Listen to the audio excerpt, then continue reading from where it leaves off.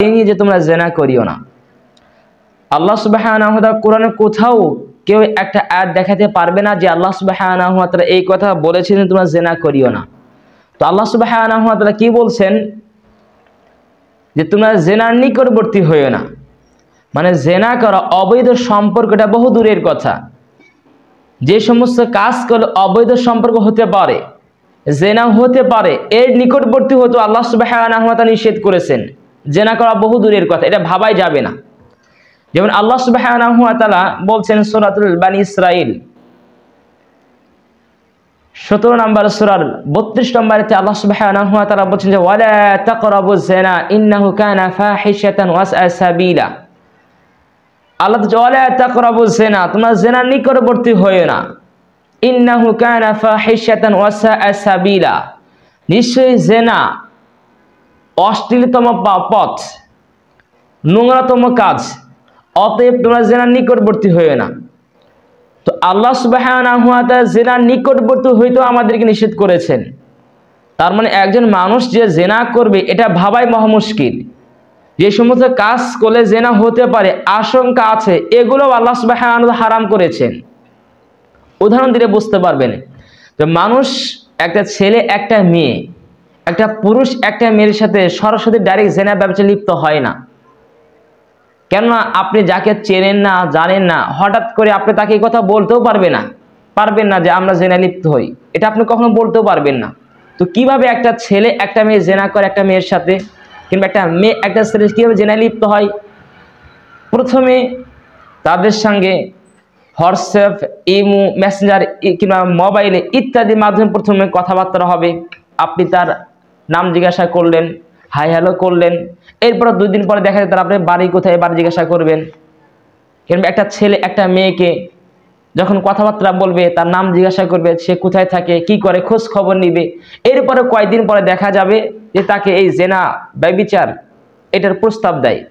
যদিও বা আজকে আমরা প্রেম প্রীতি নাম শুনলে এটাকে খারাপ মনে করি, কিন্তু প্রেম শব্দটা খারাপ কিন্তু নয়।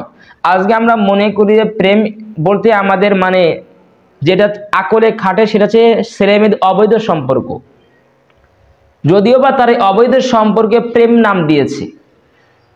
ইসলামী শরীয়তে একটা ছেলে একটা মেয়ের সাথে কখনো প্রেম ভালোবাসা হতে পারে, এটাকে অবৈধ সম্পর্ক বলে, জিনা বলে।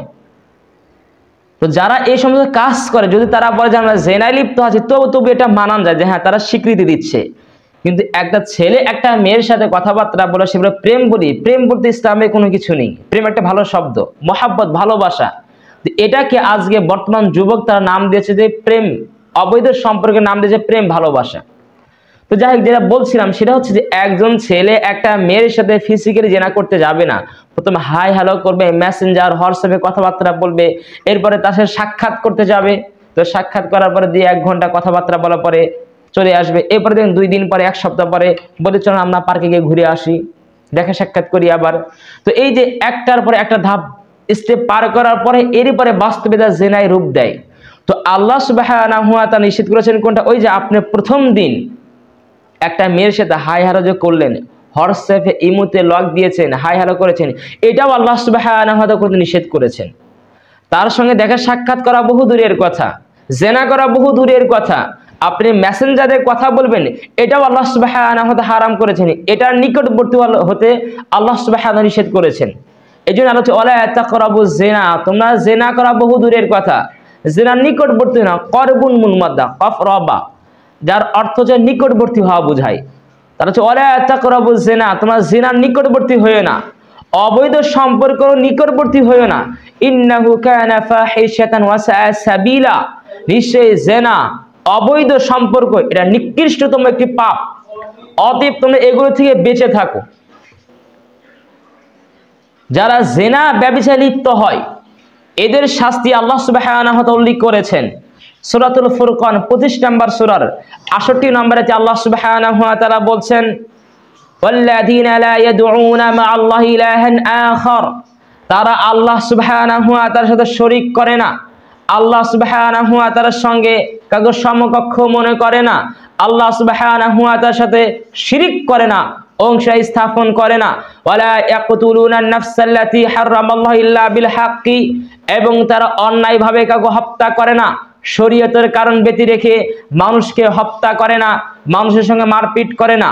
তারপরে আল্লাহ সুবহানাহু ওয়া তাআলা বলেন ওয়ালা ইয়াজনুন, এবং তারা জিনায় ব্যভিচার লিপ্ত হয় না, অবৈধ সম্পর্ক করে না।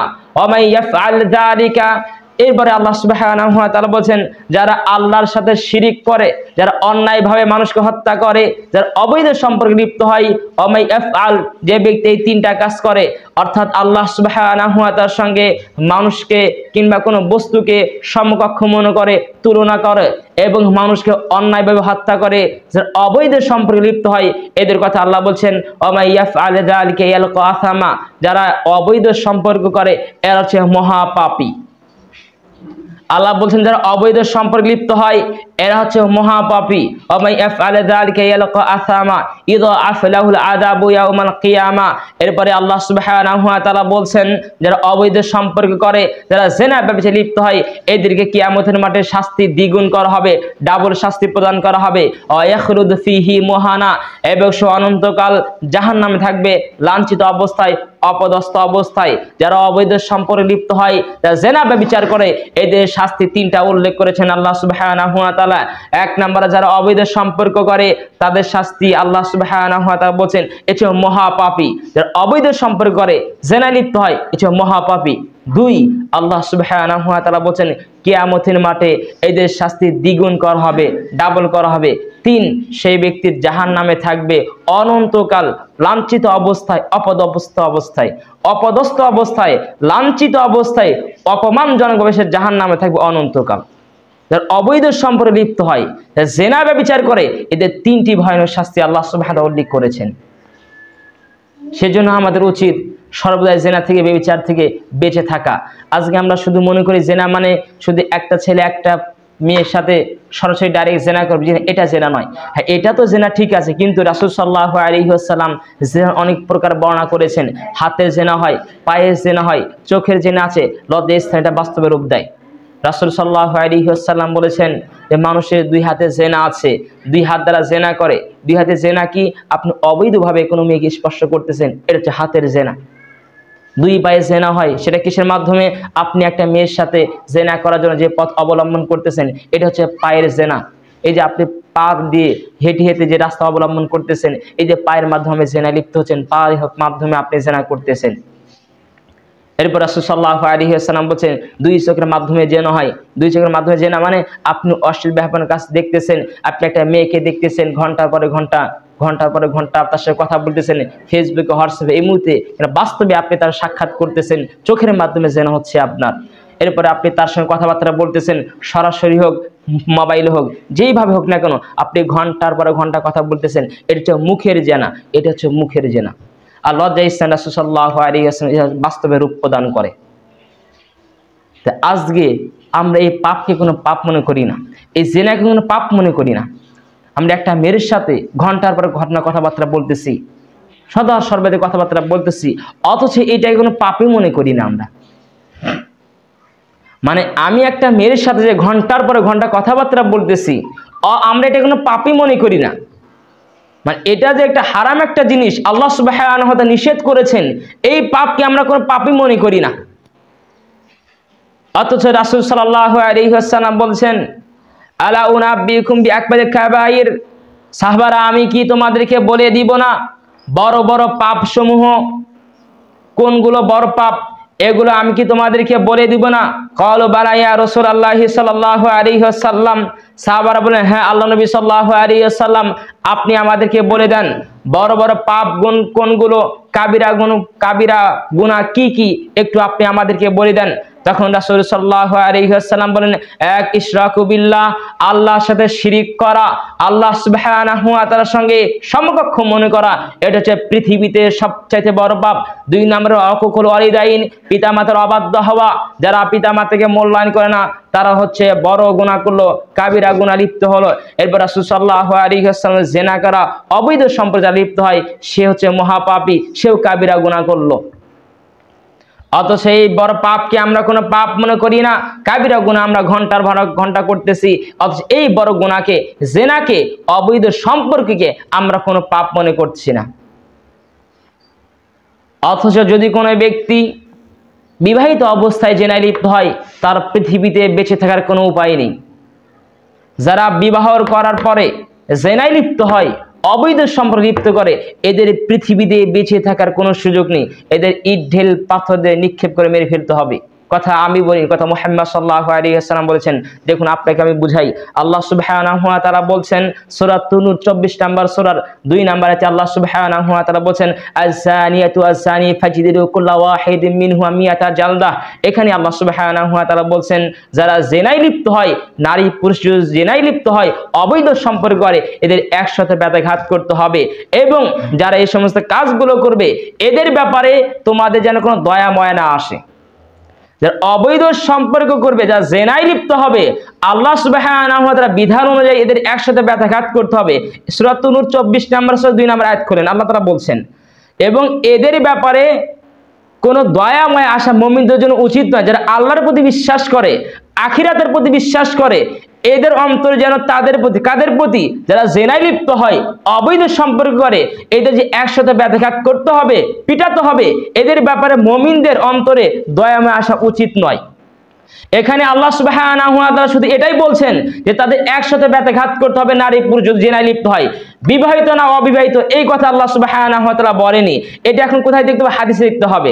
রাসূল সাল্লাল্লাহু আলাইহি ওয়াসাল্লাম বলছেন, হাদিসটা সহিহ মুসলিম মিশকাতের হাদিস নাম্বার 3558 নম্বর হাদিস। যদি কারো মল অ্যাপস থাকে খুলে দেখতে পারেন। রাসূল সাল্লাল্লাহু আলাইহি ওয়াসাল্লাম বলেন, উবাদা ইবনে সামিত রাদিয়াল্লাহু তাআলা আনহু বলেন, আন্না নবী সাল্লাল্লাহু আলাইহি ওয়াসাল্লাম قال, রাসূল সাল্লাল্লাহু আলাইহি ওয়াসাল্লাম বলেন, খুদু আন্নী قد جعل الله لهن সাবিলা। পৃথিবীর মানুষ তোমরা আমার থেকে শরীয়ত গ্রহণ করো, আমি মুহাম্মদ সাল্লাল্লাহু আলাইহি ওয়াসাল্লাম থেকে আল্লাহ সুবহানাহু ওয়া তাআলার বিধান গ্রহণ করো।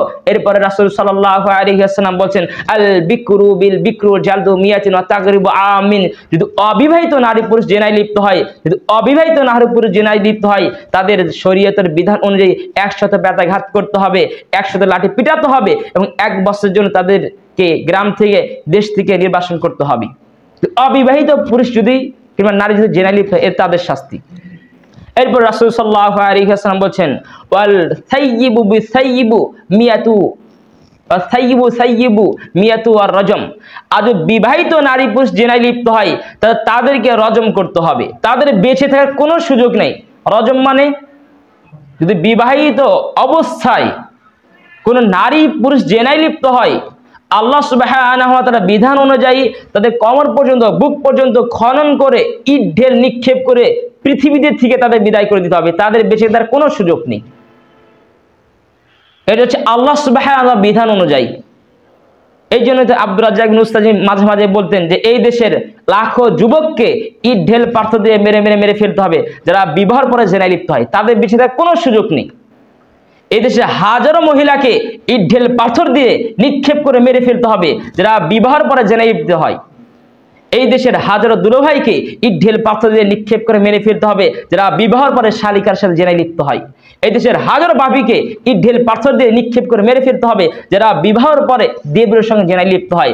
যারা বিবাহ অবস্থায় জেনায় লিপ্ত হয়, অবৈধ সম্পর্ক করে, এদের বেঁচে থাকার কোনো সুযোগ নেই। এই কথা মুহাম্মদ সাল্লাল্লাহু আলাইহি ওয়াসাল্লাম বলেছেন, আমি অনুবাদক। আজকে আমরা কোনো পাপী মনে করি না। আজকে আপনি দেখেন প্রত্যেকটা গ্রামে, দেখেন প্রত্যেকটা ঘরে ঘরে জেনাই অবস্থা। প্রত্যেকটা গ্রামে, এমন কোন গ্রাম নাই, আপনাদের এইদিকে আমি বলতে পারবো না, আমাদের আমি গাইবান্ধার কথাই বলতেছি, গ্রাম বললে ভুল হবে। প্রত্যেকটা ঘরে ঘরে জেনা অবৈধ সম্পর্ক, অথচ এটাকে আমরা কোনো পাপ মনে করতেছি না। অথচ সাহাবীরা তারা একটা পাপ করলে তারা সঙ্গে সঙ্গে আল্লাহ সুবহানাহু ওয়া তাআলার কাছে অনুতপ্ত হতো, কারণ তারা জানে যে এই পৃথিবীতে শাস্তি এটা যতই কঠিন হোক না কেন এটা সহ্য করা সম্ভব, আখিরাতের শাস্তি কারো জন্য সম্ভব নয়। জাহান্নামে যাওয়া 1 সেকেন্ডের জন্য কারোর জন্য সম্ভব নয়, অসম্ভব। দেখুন যারা বিবাহের পরে জেনায় লিপ্ত হয় তাদের বেঁচে থাকার কোনো সুযোগ নেই। রাসূল সাল্লাল্লাহু আলাইহি ওয়াসাল্লাম অন্য এক হাদিসের ভিতরে বলেছেন, বুরায়দা রাদিয়াল্লাহু তাআলা আনহু বলেন, যা মাইজ বিন মালিক ইলা নবী সাল্লাল্লাহু আলাইহি ওয়াসাল্লাম। মাইজ বিন মালিক আল্লাহ নবী সাল্লাল্লাহু আলাইহি ওয়াসাল্লামের নিকটে আসলেন, এসে বলেন, ইয়া রাসূলুল্লাহ সাল্লাল্লাহু আলাইহি ওয়াসাল্লাম তাহিরিনি, ওগো আল্লাহ নবী আপনি আমাকে পবিত্র করেন। মাইজ বিন মালিক বলছে, আল্লাহ নবী আপনি আমাকে পবিত্র করেন। তখন রাসূল সাল্লাল্লাহু আলাইহি ওয়াসাল্লাম বলছে, ওই হাক ইরজি ফাস্তাগফির ওয়া তুবি ইলাই, এই তোমার জন্য আক্ষেপ, তুমি ফিরে যাও, তুমি আল্লাহর কাছে তওবা করো, আল্লাহ তোমার তওবা কবুল করবেন, তুমি ফিরে যাও। মাইজ বিন মালিক এই কথা শোনার পরে উঠে গেলেন, কিছুক্ষণ দূরে পথ অবলম্বন করার পর আবার ফিরে আসতেন। ফাকালা ইয়া রাসূলুল্লাহ সাল্লাল্লাহু আলাইহি ওয়াসাল্লাম তাহিরিনি, এসে আবারও বলছে আল্লাহ নবী আপনাকে পবিত্র করেন। তখন রাসূল সাল্লাল্লাহু আলাইহি ওয়াসাল্লাম তাকে আবার বলেন, এই তোমার যে আক্ষেপ, তুমি ফিরে যাও, আল্লাহর কাছে ক্ষমা চাও। তখন সে আবার উঠে চলে আসলেন। এইবারে একবার না, দুইবার, তিনবার না, চারবার সে ফিরে এসে আবারও যখন ফিরে আসলেন চতুর্থবার, তখন রাসূল সাল্লাল্লাহু আলাইহি ওয়াসাল্লাম বলছেন, আমি তোমাকে কিসে থেকে পবিত্র করব? তখন মাইজ বিন মালিক জানাই তো আলমে জেনায় লিপ্ত হয়েছি, আমি জেনা করেছি, আপনি আমাকে পবিত্র করেন। তখন রাসূল সাল্লাল্লাহু আলাইহি ওয়াসাল্লাম বললেন, আবিহি মাজনুন, সাহাবাদেরকে বলে সে কি পাগল নাকি? সে কি পাগল? আমি তাকে বলছি তুমি ফিরে যাও, আল্লাহর কাছে তওবা করো, আর সে বলছে জিনায় লিপ্ত হয়েছে, কি পাগল? তখন সাহাবারা বলেন, জি না আল্লাহর নবী, লাইসা বিহি মাজনুন, সে পাগল নয়। এরপর রাসূল সাল্লাল্লাহু আলাইহি ওয়াসাল্লাম আবারও বললেন, আশারিবা খামরান, সে কি মদ পান করেছে? তখন সাহাবারা একজন উঠে গিয়ে তার নাকটা তার মুখের সামনে দিয়ে দেখলেন যে না, তার মুখ থেকে কোনো মদের কোনো গন্ধ আসতেছে না, কোনো গ্রান নেই, কোনো গন্ধ নেই। তখন রাসূল সাল্লাল্লাহু আলাইহি ওয়াসাল্লাম আল্লাহ নবী সে মদ পান করে নাই। তখন রাসূল সাল্লাল্লাহু আলাইহি ওয়াসাল্লাম মাইজ ইবনে মালিককে বললেন, জানাইতা, আচ্ছা তুমি সত্যি কি জিনা করেছো? সত্যি কি অবৈধ সম্পর্কে লিপ্ত হয়েছো? সে বলে, হ্যাঁ আল্লাহর নবী, আমি অবৈধ সম্পর্ক করেছি, আমি জিনায় লিপ্ত হয়েছি, আপনি শরীয়তে যে বিধান হয় সেটা আপনি আমার উপরে জারি করেন। তখন রাসূল সাল্লাল্লাহু আলাইহি ওয়াসাল্লাম সাহাবাদেরকে আদেশ করলেন যে তোমরা একটা খনন করো, অর্থাৎ মাটি এই কোমর পর্যন্ত খোঁড়া হলো এবং মাইজ বিন মালিককে সেখানে রাখা হলো, ইট ঢেলে পাথর দিয়ে নিক্ষেপ করে তাকে দুনিয়া থেকে বিদায় করে নিয়ে দিলেন।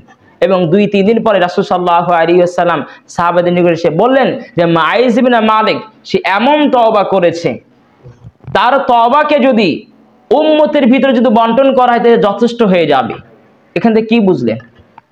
মাইজ বিন মালিক অপরাধ করার পর অনুতপ্ত হয়েছে, সে বুঝছে যে দুনিয়াবী শাস্তি এটা যতই কঠিন এটা আমার জন্য সহজ হবে, কিন্তু আখিরাতের শাস্তি এটা কখনো আমাদের সহজ হবে না।